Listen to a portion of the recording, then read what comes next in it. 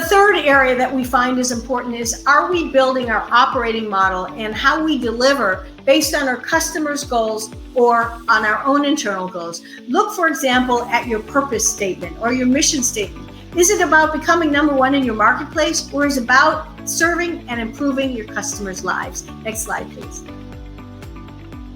That's why I love the story of Careem. Careem is the Uber of the Middle East.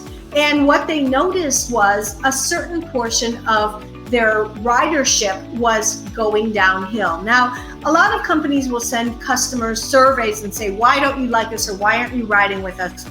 But what we know is the power of AI and listening is also listening in multiple ways. Number one, they listened by seeing customers' behaviors. It was going downhill.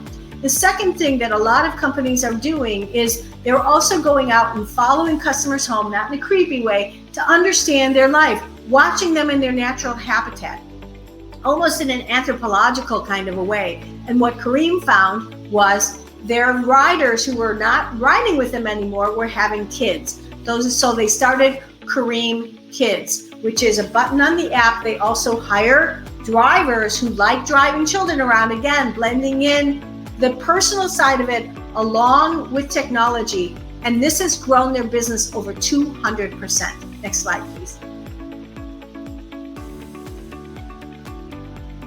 So does how customers live your lives inspire your experience that you deliver to them? It's not enough to sit in a room on your own, brainstorming experience, which is sometimes how this all begins.